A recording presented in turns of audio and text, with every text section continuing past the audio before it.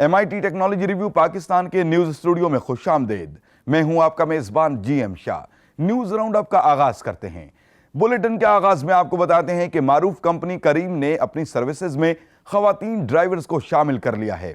इस हवाले से कंपनी के जनरल मैनेजर जुनैद इकबाल का कहना है कि इस तरह का इकदाम उनकी कंपनी के लिए एक माइलस्टोन की हैसियत रखता है और इस तरह के इकदाम से खवातीन को न सिर्फ मर्दों के मसावी रोजगार के मौके मुयस्सर होंगे बल्कि सकाफती और समाजी रुकावटों को दूर करने में भी मदद मिलेगी।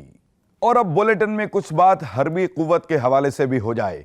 माहिरीन ने मशीन गन फायर करने वाला छोटा जदीद टैंक तैयार किया है। यह टैंक 3 फौजियों को बिठाकर 24 किलोमीटर फी घंटा की रफ्तार से सफर कर सकता है। इसके अलावा यह टैंक फौजियों से आगे रहते हुए अपनी मशीन गन से 2 किलोमीटर दूर अपने हदफ को निशाना भी बना सकता है। यह टैंक रिमोट कंट्रोल से चलता है और जरूरत पड़ने पर अपनी साख्त को तब्दील कर सकता है। इस टैंक की लंबाई 8 फुट है और ऊंचाई 3 फुट है। माहिरीन के मुताबिक यह टैंक मैदान जंग में फौजियों के लिए मददगार साबित होगा।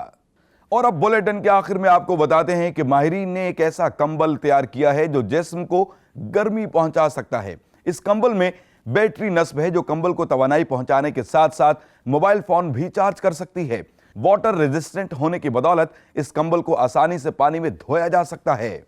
इस कंबल की एक और खास बात यह भी है कि इसको 3 मुख्तलिफ दर्जा हरारत पर कंट्रोल किया जा सकता है। इस कंबल की कीमत तकरीबन 17,000 रुपए से शुरू होती है और इसको रंपल पफी हीट ब्लैंकेट के नाम से मंसूब किया गया है। इसके साथ ही MIT टेक्नोलॉजी रिव्यू पाकिस्तान के न्यूज स्टूडियो से अपने मेजबान GM शाह को इजाजत दीजिए। अल्लाह निगहबान।